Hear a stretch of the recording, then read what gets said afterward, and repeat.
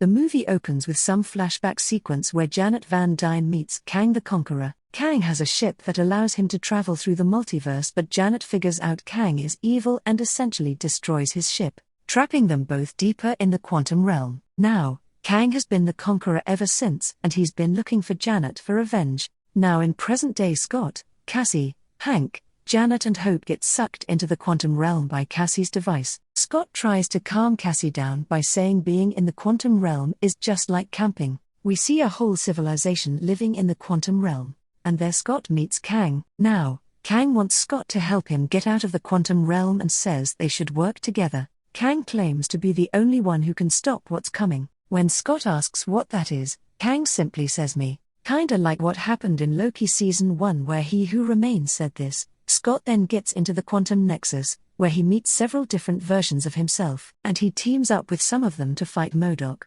Scott has an emotional moment with Cassie, saying he messed up a lot in his life, but she was the only thing he never did. He promises Cassie he'll get her home. Kang tells Janet that she gave him a lot of time to plot his revenge by leaving him stranded in the quantum realm. He tells her that when he leaves, the first universe he'll claim will be hers. Kang reveals he has built an empire and says he'll take it with him to conquer all the universes. We see Giant Cassie fighting MODOK and she tries to talk him into switching sides. Giant Scott and Giant Cassie run to each other for a hug. He jokes about it feeling like he's hugging Godzilla. Kang then has a standoff with Scott, Hope, and Cassie, and there Hank flies in with a legion of battle-armored ants and they attack Kang. Now towards the end of the film, Ant-Man slams Kang's multiversal engine with a handful of Pym particle discs and the engine starts collapsing. And there Hope intervenes and kicks Kang into the multiversal engine, and that's how Kang gets killed. So that now you know what happens in the movie and how the movie ends,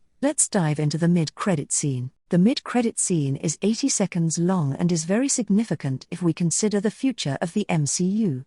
It begins by showing us a coliseum surrounded by 3 giant Kang statues, and we hear a voice saying so the exiled one is dead. And the first Kang variant we see here is Rama Tut. Now, Rama Tut was Kang's original alias when he ruled ancient Egypt. He's originally from Earth 6311, where he used his ancestors' time machine that took him to ancient Egypt, where he seized the opportunity and established himself as the pharaoh Rama Tut. And he asks, "Are you sure the exiled one is dead?"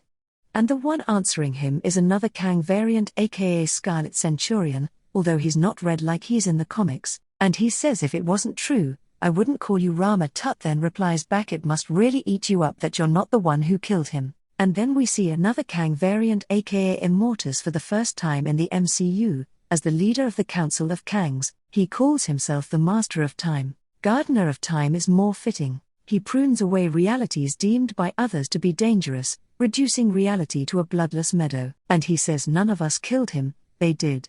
They're beginning to touch the multiverse. And just as he says it, a portal opens up in front of them and we see the same branches of time we've seen in Loki episode 6. And then he says, and if we let them, they will take everything. So let's stop wasting time, we are late. And here we get a moment where Rama Tut gives a stare at Scarlet Centurion. So, they are not happy that their exiled variant was killed by others and not them. Meaning they still hate Kang, the one who Hope killed, but they're just angry that an outsider killed a Kang variant, and not them, because that means the outside superheroes are getting stronger by the day. If they could kill Kang the Conqueror, they might end up killing some of the other Kangs as well, and that's why in the Council of Kangs, they call upon all other Kangs for support, so they can all team up together and fight our superheroes. The scene then ends in the Colosseum full of Kang variants, which shows like 1,000 different variants of Kang, and they're all cheering and screaming. And if you're wondering why, it's because they're happy to see Immortus,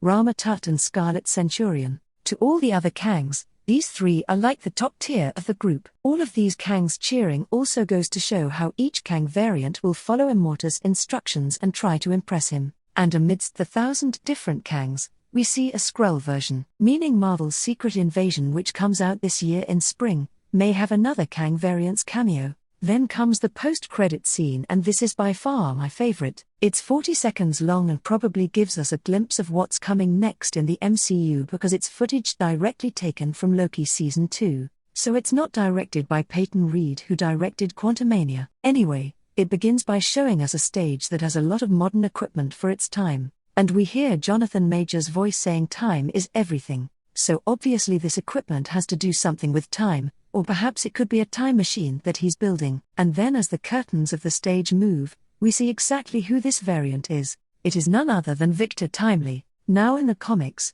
Victor Timely is a name taken on by Nathaniel Richards, aka Kang the Conqueror, when he decides to travel back to the early 20th century and set up a new base of operations. After losing a battle against the Avengers, Kang escaped to the year 1901, where he called himself Victor Timely, and founded a town in Wisconsin called Timely, and established himself as mayor. Over the decades, Victor Timely would continue to rule the town, often using robots as stand-ins for himself as he continued to conquer the multiverse. These robots could even age, allowing Kang and his stand-ins to pose not only as Victor Timely but also as Victor Timely Jr. and Victor Timely III as the years went by. At the same time, he used his 20th century base of operations to develop new technology. And that is exactly what we could be seeing here in this post-credit scene. His inventions were even used by the Fantastic Four in the comics. He also constructed Chronopolis in the comics, the city that we see in this movie. Now, He Who Remains in Loki Season 1 actually talked about Victor Timely, although he didn't take his name. Now I found an amazing hidden detail here that I haven't seen anyone point out yet, and that is we see Victor Timely having a gorgeous mustache, just like he does in the comics. Now what if I tell you Victor Timely was already shown to us visually in the final episode of Loki? That's right, take a look at this scene again. Now, when He Who Remains was explaining how his variants helped each other before starting a multiversal war, whatever he was saying, we could visually see them through these holographic figures. Now notice the figure that appears when he talks about Victor Timely. This figure has a mustache just like Victor Timely, so Loki Season 1, which came out in 2021, has actually foreshadowed the arrival of Victor Timely 3 years ahead in time. And that's what I call an Easter egg. And this also means whoever was in charge of CGI-ing these figures knew what Victor Timely looks like in the comics, so hats off to Marvel for such incredible attention to detail. Now coming to the post-credit scene, I think the premise of Loki Season 2 is that he's gonna try to track down the exact variant of Kang who ends up becoming He Who Remains, because Loki believes Sylvie shouldn't have killed him,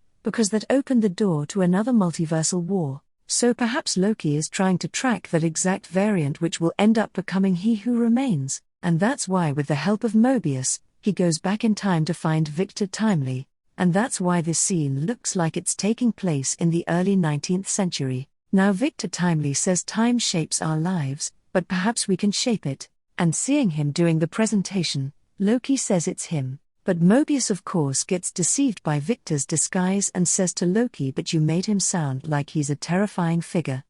And Loki simply says he is.